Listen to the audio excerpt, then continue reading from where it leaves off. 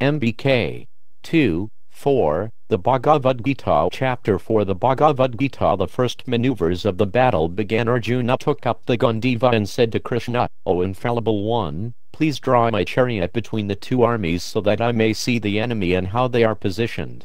Go forward, O Lord, so I can see who is desirous of fighting with us today. Let us see those fools who wish to please the evil-minded son of Dhritarashtra." Krishna drove the horses forward and the fine chariot moved into the center of the field. Krishna smiled. "Just behold, O Arjuna, all the Kurus assembled here." Arjuna looked across the field. Krishna could understand Arjuna's mind. The long-awaited time for war had arrived, a terrible fratricidal war. There was now no turning back. Suddenly seeing the horror of it before him, Arjuna gazed at his relatives and friends arrayed across from him, men who were like fathers, brothers, sons and grandsons, as well as teachers, uncles, friends, in-laws and well-wishers. Arjuna was overwhelmed with compassion. How could he possibly have looked forward to killing his own kinsmen and friends? He felt weak, and addressed Krishna in a trembling voice. "My dear Lord, seeing my friends and relatives before me in a fighting spirit, I feel my limbs quivering and my mouth drying up." Arjuna's bow slipped from his hand and his body shook. His skin was burning and he felt his hair standing on end. "O Keshava, I do not think I can carry on in this fight. I am forgetting myself and my mind is reeling. It seems to me that only evil and misfortune will result from this battle. How can any good come from killing one's own relatives? What value is victory if all our friends and loved ones are killed?" Arjuna dropped to his knees. There was no question of fighting. It had been different when he faced the Kauravas on Virata's field. At that time, he had no intention of killing them. He had only wanted to teach them a lesson. This time, however, either the Pandavas or the Kauravas would not be returning home. Tears streamed from his eyes as he revealed his mind to Krishna. "O Govinda, I have no desire for a kingdom bereft of my kinsfolk. When I see my teachers, fathers, sons, and so many other near and dear ones standing before me, my thirst for the fight completely deserts me. Even though they may be desiring my death, I cannot possibly think of killing them.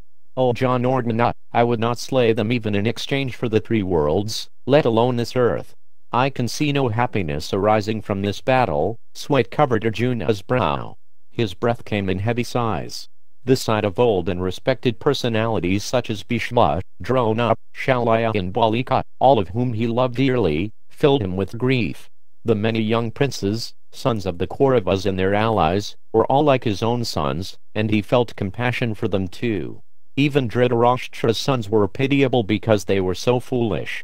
How could there be any virtue in killing them? Arjuna implored Krishna. "In my opinion, we will be overcome by sin if we slay such aggressors. Our proper duty is surely to forgive them. Even if they have lost sight of virtue due to greed, we ourselves should not forget religious principles in the same way. If we kill the learned family elders, the traditional rituals will be forgotten, and they are essential for religious life.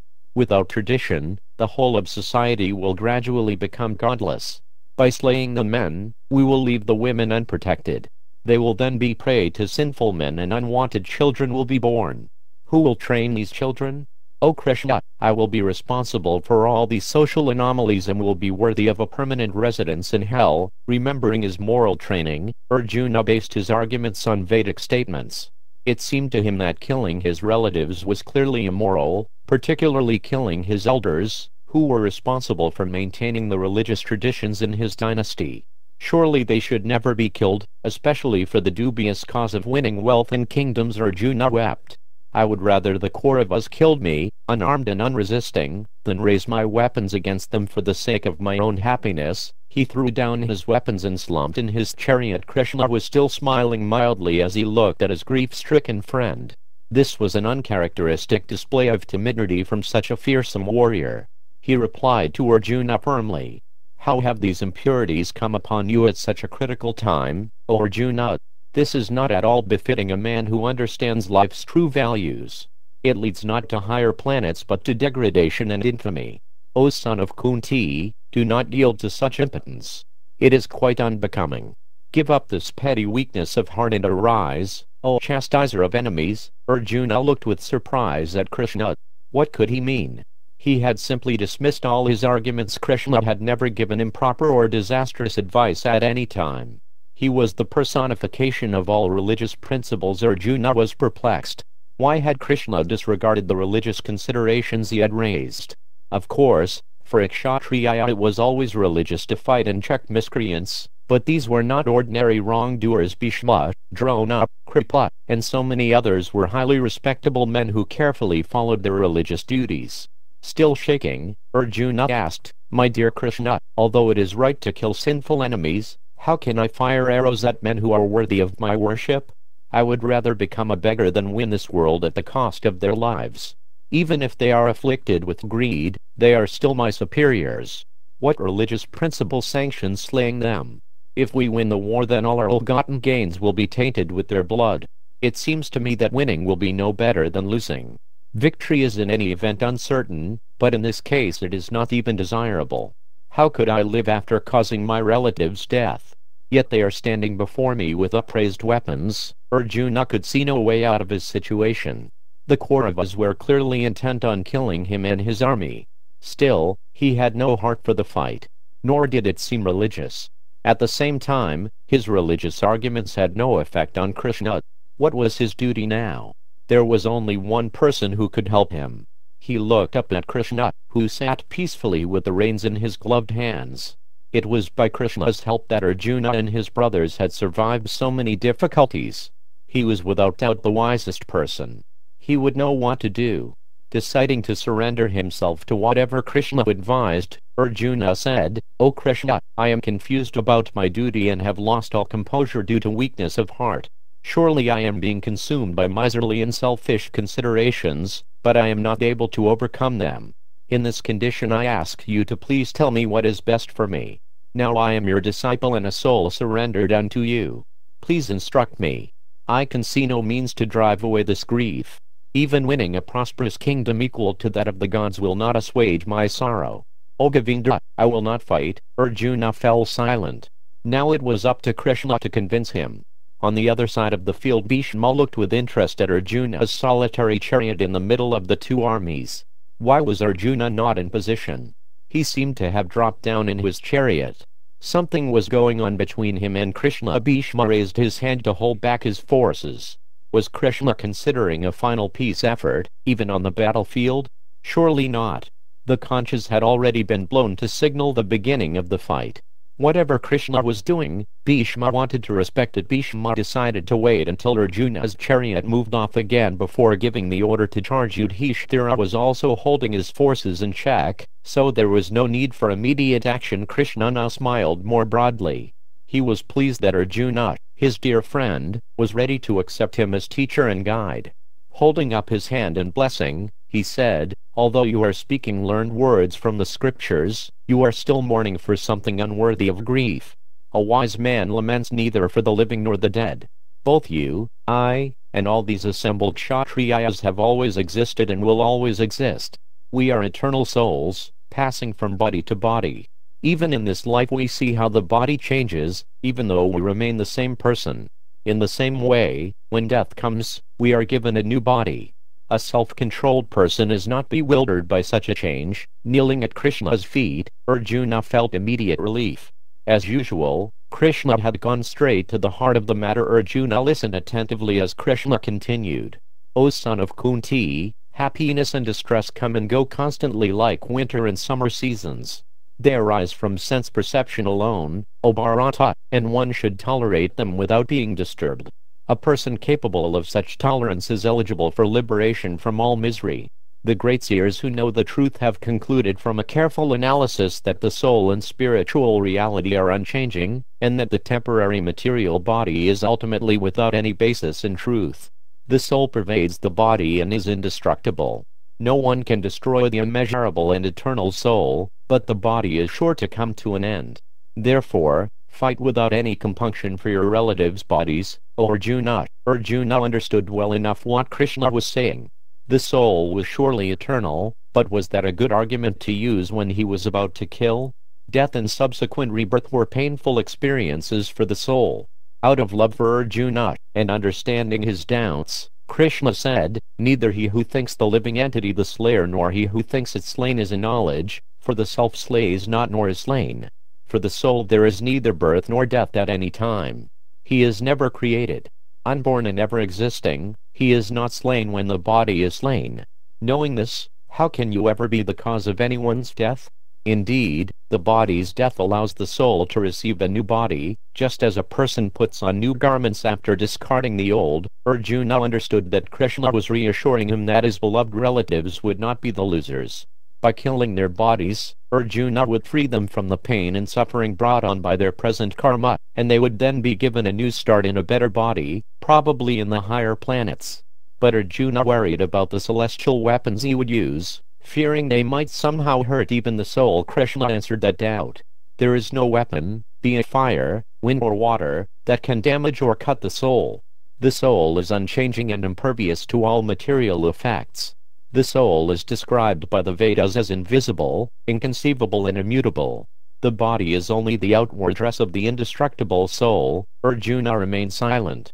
Even knowing Bhishma and Drona to be eternal souls, he still grieved at the prospect of their death. Krishna had already instructed him that such distresses were unavoidable and had to be tolerated, but it would not be easy. Krishna smiled affectionately at his friend. Even if you believe the self to be the same as the body, you still have no reason to lament, O mighty armed hero. The body is matter, and material objects are always being created and destroyed. What wise man laments for the inevitable changes to matter which are wrought by time? Whatever you believe, the effects of time cannot be checked. Death follows birth, and birth follows death in due course. Simply perform your duty without lamentation, for you cannot change the course of time, which is ultimately the cause of everyone's death. Arjuna reflected on Krishna's words. It was difficult to comprehend the soul's existence. That it was undying and indestructible had been made clear, but its actual nature remained a mystery. Without pausing, Krishna concluded his instructions about the soul. Those who know the soul consider him amazing. He is described in the Vedas as amazing. Even persons who have heard all the descriptions of the soul still fail to understand him at all. Nevertheless, O descendant of Bharata, he cannot be slain at any time.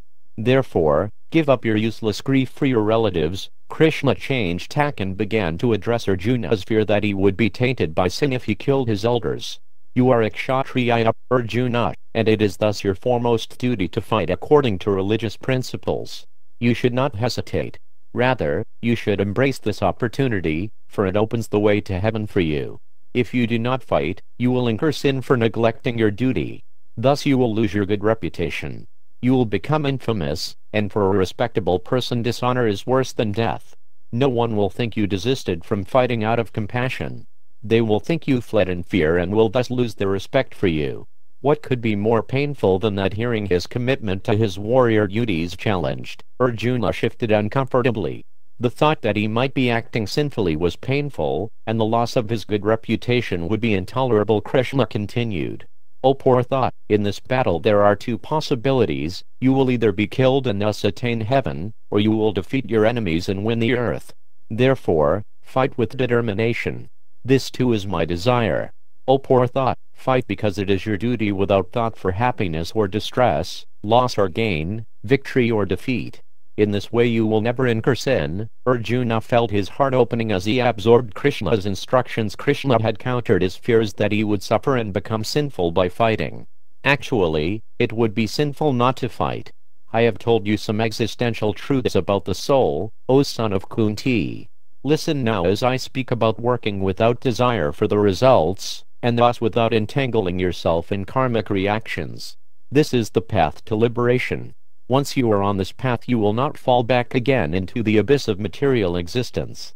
Those on this path only desire to serve the Supreme and are resolute in performing their religious duties.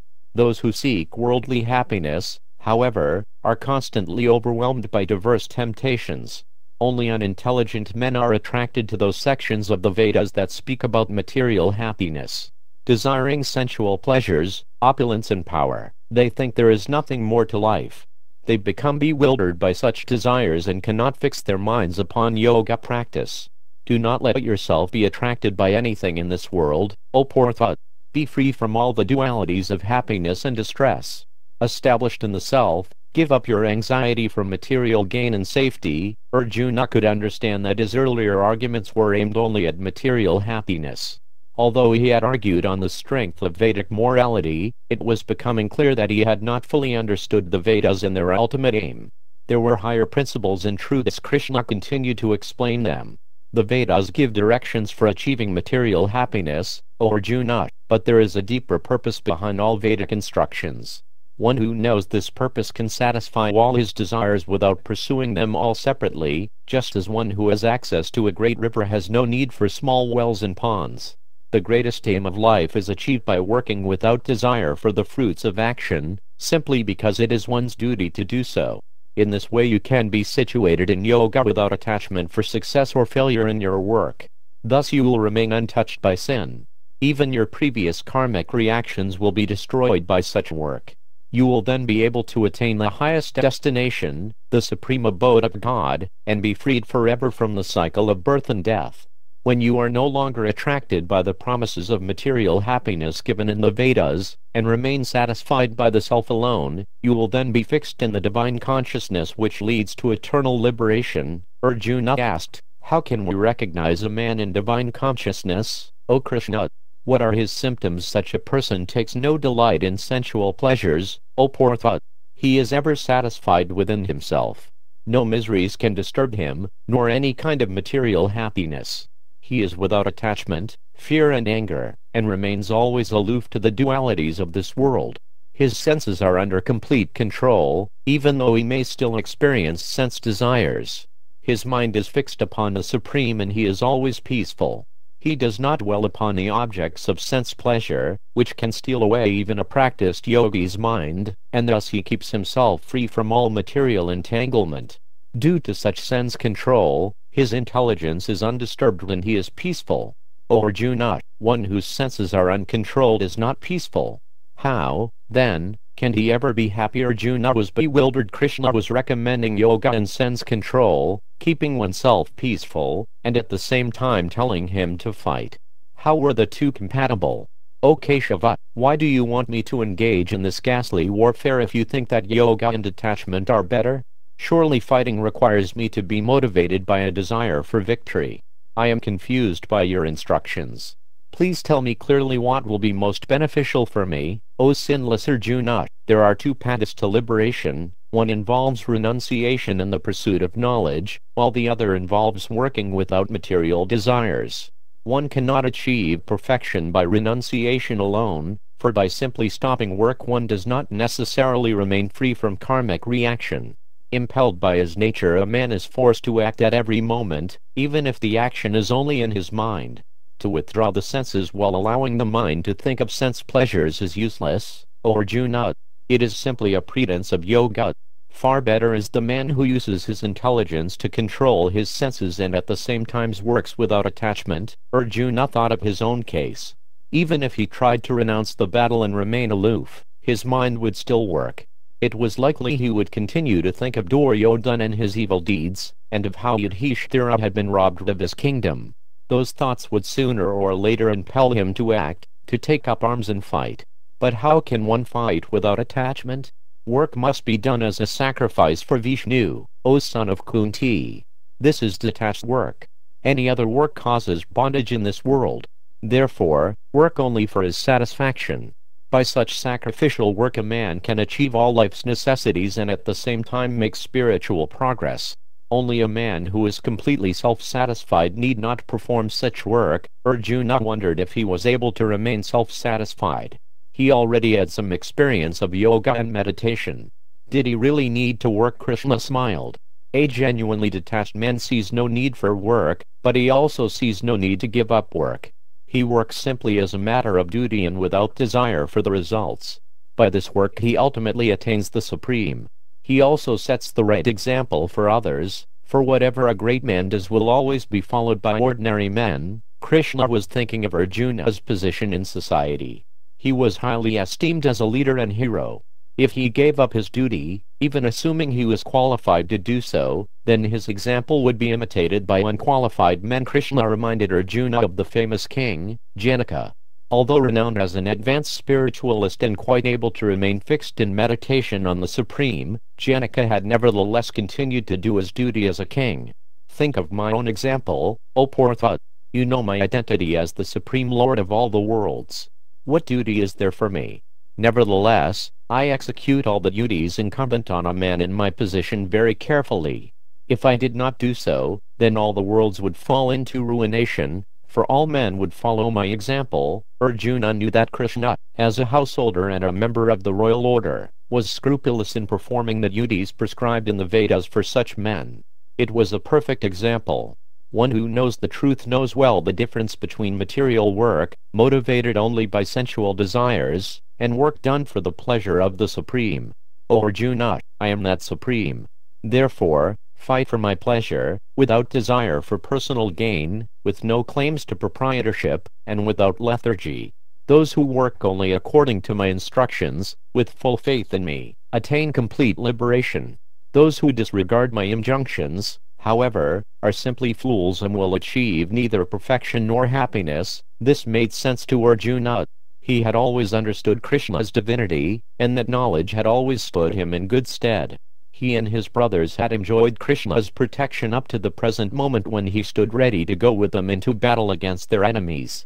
Why, then, did not all men devote themselves to Krishna's instructions? Arjuna voiced his doubt.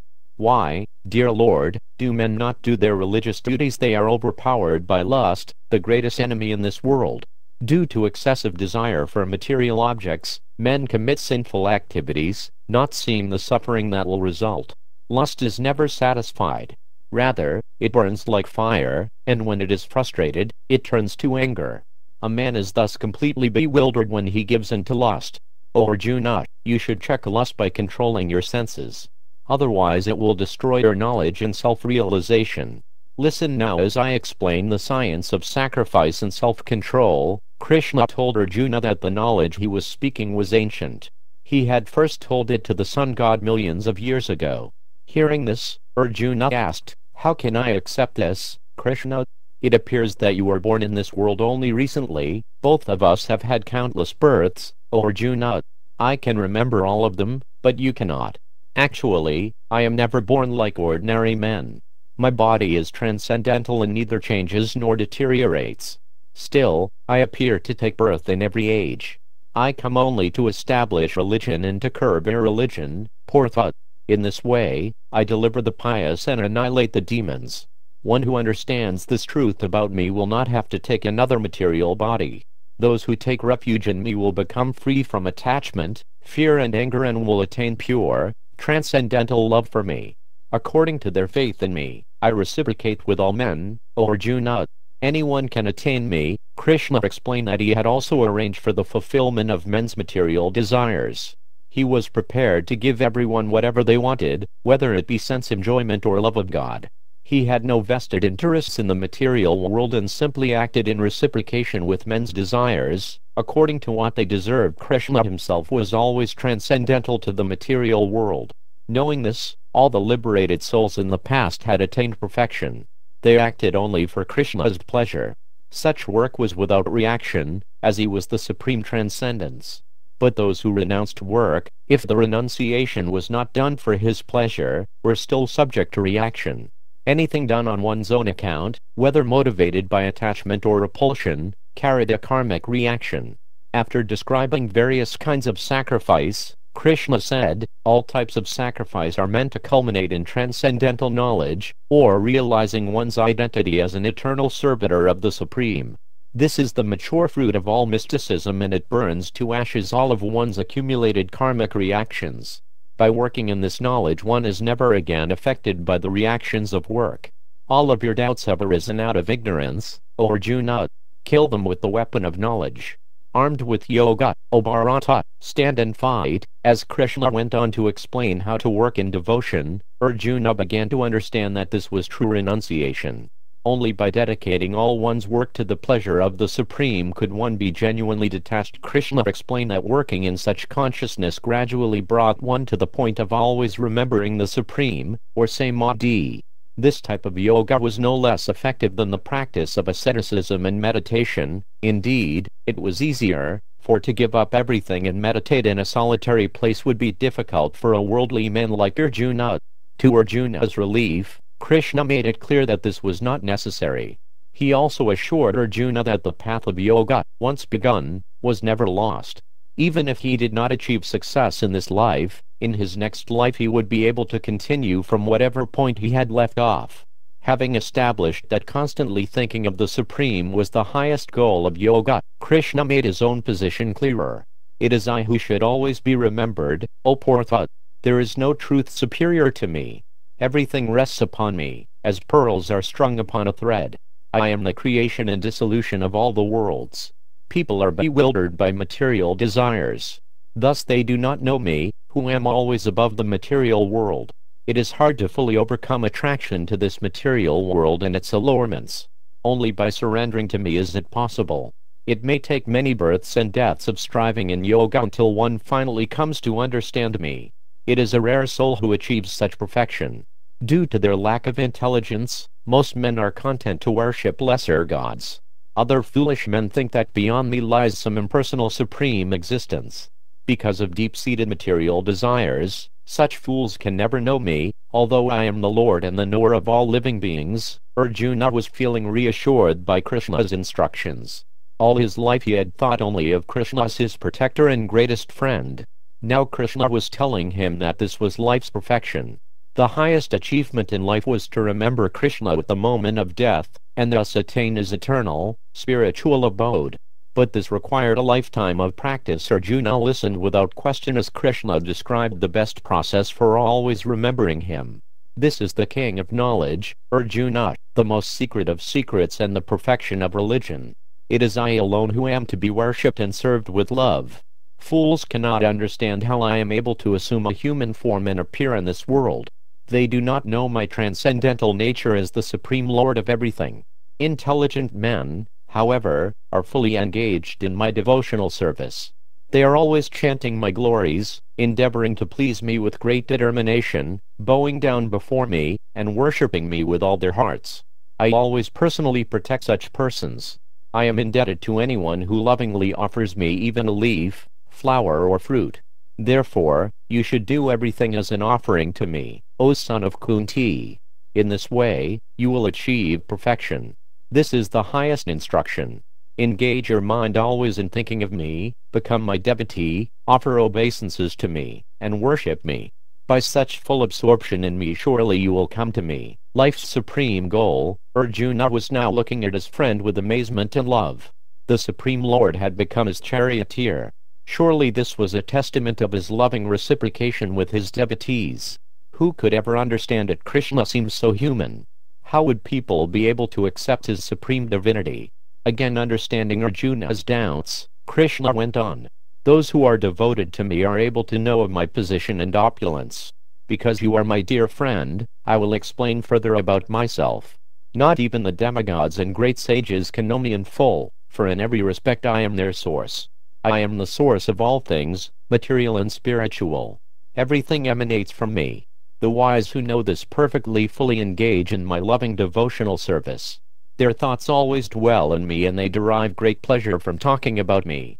To one who constantly serves me with love, I give the understanding by which he can come to me. With the shining lamp of knowledge I destroy all their ignorance. Arjuna had no doubts about Krishna's position. He had already experienced Krishna's power and opulence, as well as having heard it described by so many rishis. Now Krishna was making it plain. Arjuna was awestruck. Folding his palms he knelt before Krishna and said, "You are the original Supreme Person, the ultimate abode, and the absolute truth. Unborn, eternal and transcendental, you are the greatest of the great and the possessor of all opulences." This is confirmed by those sages who can see the truth, such as Narada, Yusita, Devala and Vyasadeva, and now you yourself are declaring it to me. O Krishna, I totally accept as truth all that you have told me. None can know you, not even the gods and you Suras. You alone can know yourself by your own potency, O Lord of all beings, God of gods, Lord of the universe. Feeling a surge of divine love, Arjuna asked Krishna to describe himself further. Tell me how it is that you pervade all the worlds, O Lord. How should you be remembered and how can you be known? Please tell me in detail of your mystic power and opulences. I never tire of hearing such descriptions and long to taste the nectar of your words more and more. My opulence is limitless, O Arjuna. I shall therefore tell you only of that which is most prominent. Krishna explained that although everything was a manifestation of his energy and power, he would highlight for Arjuna some principal features by which he could be remembered. He told him that he was Vishnu among gods, the sun among planets, Shiva among Rudras, and Meru among mountains. He described himself in many ways, revealing to Arjuna how he was present in everything Arjuna saw. Concluding his description, he said, "Know that all opulent, beautiful and glorious creations spring from but a spark of my splendor. Is there any need for so much detailed information about me? With the tiny fragment of myself I pervade and support this entire universe." Tears streamed from Arjuna's eyes.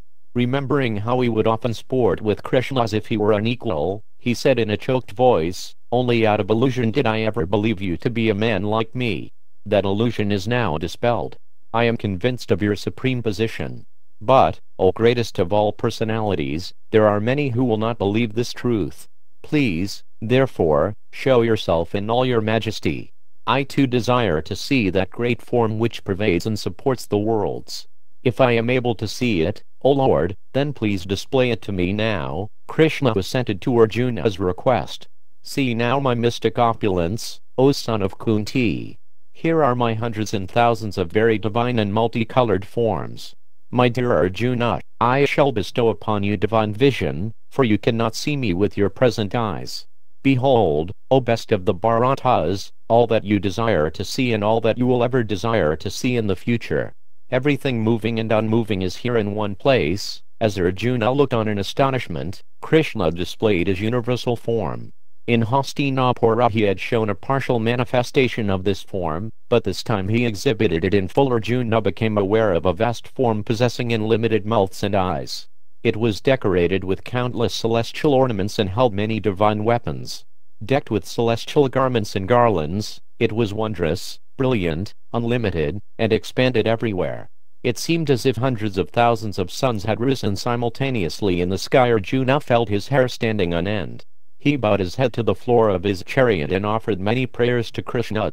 In Krishna's divine form he could see all the gods headed by Brahma and Shiva with all the rishis, siddhas and nagas. Every kind of created being appeared in that form, all the worlds were visible, and nothing was missing.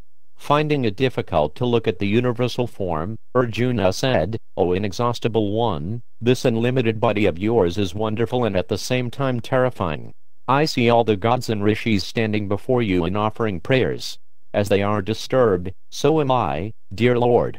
Seeing this tremendous manifestation I am losing my peace of mind and my balance. I cannot look upon your thousands of blazing, death-like faces. All the soldiers of both sides appear to be rushing into the fearful mouths of those faces. Indeed, you are destroying all men and everything else. Everything is entering your mouths as moths fall into a fire. Covering all the universe, you are manifest with terrible, scorching rays." Arjuna was trembling. "O Lord of Lords, so fierce of form, please tell me who you are and what is your mission." Krishna's voice seemed to Arjuna to be resounding from all sides as he replied, "I am Time, O poor thought, the great destroyer of all the worlds. With the exception of you, your brothers, and a few others, everyone will be slain. This will come to pass whether you fight or not, Arjuna. Therefore, do your duty as a warrior and you will become an instrument of my desire." Bhishma, Drona, and all the Kuru heroes are already dead. Fight without disturbance, Arjuna, and you will gain a glorious victory. Sitting before Dhritarashtra, Sanjaya saw everything that was taking place between Arjuna and Krishna.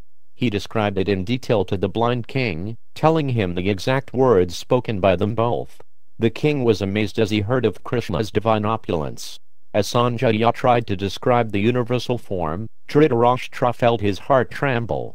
How could his sons face such power and survive? Now Krishna was saying that all the Kuru heroes had already been put to death by a divine arrangement. Could it be true? Was Krishna really able to make such a prediction? It seemed that not everything was in his power. After all, he had come to Hastinapura seeking peace and had failed in his mission. Perhaps he would also fail to fulfill his desire to see the Pandavas victorious in the war. Sanjaya told the king what Arjuna said to Krishna after he heard that all the fighters would be killed. Arjuna could understand Krishna's desire. He then replied, "All this is rightly done, O Lord. You are the protector of pious and perfected beings and the destroyer of atheists and demons. This is for the good of all, for even the demons will finally be brought to their senses by this treatment. O Almighty One, everyone should simply offer their obeisances unto you. You are the ultimate sanctuary. Knowing everything, you are all that is knowable. I fall before you again and again. My obeisances from every side, O Lord. I have obviously disrespected you until now. Please forgive me. Not knowing your glories, I have lain with you on the same bed, jested with you, and surely dishonored you many times out of madness or love. O Infallible One, please excuse me, even as a father would excuse his son, or a lover his beloved son." Sanjaya sat with his eyes closed, envisioning the scene. He saw Arjuna bowing at Krishna's feet. As Arjuna stood up, he said, "O Almighty One, having seen this form which I have never seen before, my mind is filled with fear. Please be gracious and allow me to see your beautiful Vishnu form, with its 4 arms and divine decorations." Krishna said, "Happily have I shown you, by my spiritual potency, this supreme universal form. No one else has seen this form. Not by any means can it ever be seen, O Arjuna. You have been disturbed and frightened by this horrible feature of mine. Let it be finished. See now my Narayana form and be peaceful again." Krishna withdrew his universal form and Arjuna saw before him the graceful form of Narayana, with his 4 arms holding a conch shell, disc, club, and lotus flower.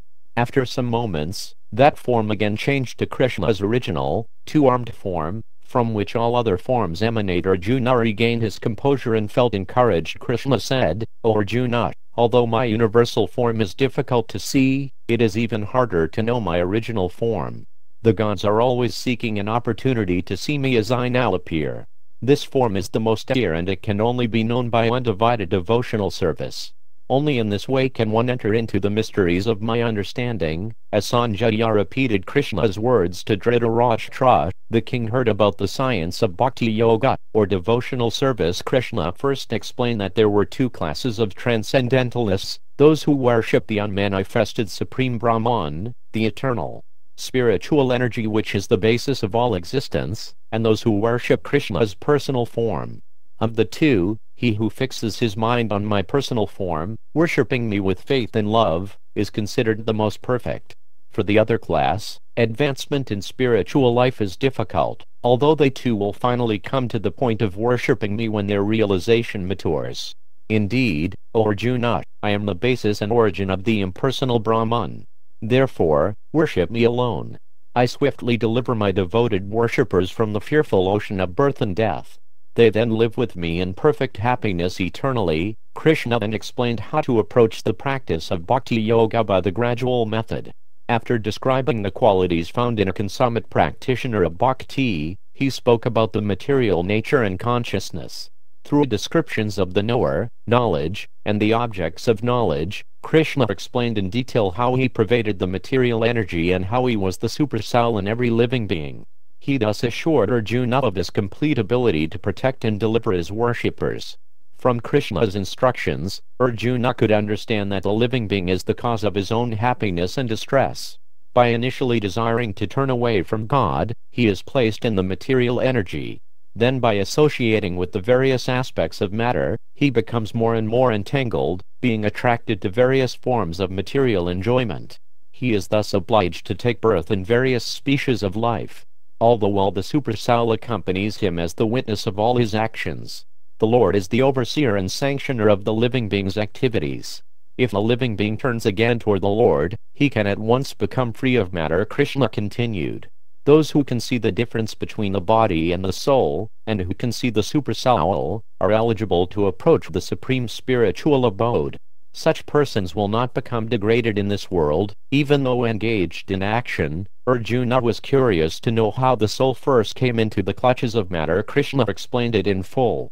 By this knowledge, one would be able to extract himself from the material energy. Arjuna inquired as to what were the qualities of a person who had achieved complete freedom from material bondage, and Krishna gave a detailed description. He concluded by saying, "He who engages in full devotional service to me, unfailing in all circumstances, is at once freed from the material energy and raised to the transcendental platform." Arjuna understood that freedom from matter did not mean leaving the material world altogether. It simply meant being freed from attraction and attachment to material things and working only for the pleasure of the Lord. In this mood Arjuna should fight. Krishna had clearly elaborated on his initial instruction to Arjuna to fight without material attachment. Having told Arjuna about the auspicious path of Bhakti Yoga and the qualities of a person on that path, Krishna went on to describe the atheistic persons who went further and further away from God. Such persons are absorbed in the conceit of pride and false prestige. They are driven by lust and greed, and they believe that satisfying their senses is the prime necessity of life. Perplexed by various anxieties and bound by a network of illusions, they become strongly attached to material pleasures and fall down into hell. They then attain birth in all kinds of low and abominable species as a result of their own sinful desires. Those who disregard scriptural injunctions and act whimsically achieve, in the end, only misery. Krishna concluded his instructions to Arjuna by describing how a person could work in the spirit of renunciation. In that mood, O Arjuna, fight. One who is not motivated by the false ego of thinking himself to be the body, whose intelligence is not entangled in material calculations of profit and loss, even though he kills men in this world, does not actually kill, nor is he bound by his actions. On the other hand, he who chooses not to kill, based upon his material calculations, is motivated only by false ego, and he becomes bound by sinful reactions. Arjuna nodded. He understood. His hesitation to fight was born of ignorance. All his considerations had been selfish. Seeing his beloved relatives before him, he had forgotten his true spiritual nature and allowed himself to be influenced by mundane sentiment. Now Krishna had awakened his higher intelligence. He and all these kings on the battlefield were all eternal servants of God. Their highest duty was to render loving service to the Lord. That very Lord was now standing before Arjuna and asking him to fight. By acting according to Krishna's instructions, he would achieve perfection, becoming free from material bondage, and attain the eternal spiritual abode. Seeing that Arjuna had understood his instructions, Krishna said, "Because you are my very dear friend, I have fully explained to you all spiritual knowledge. Deliberate on it fully and do what you wish to do. My final advice is that you simply surrender to me and act for my pleasure. This is the supreme morality. There is no need to consider any other process of yoga or religion. If you act in this way, I will always protect you from sinful reactions. Do not fear." Krishna looked at Arjuna, sitting at his feet. "Tell me then, O son of Kunti, have you heard everything attentively? Is your illusion dispelled?" Arjuna stood up in the chariot and took hold of the Gandiva.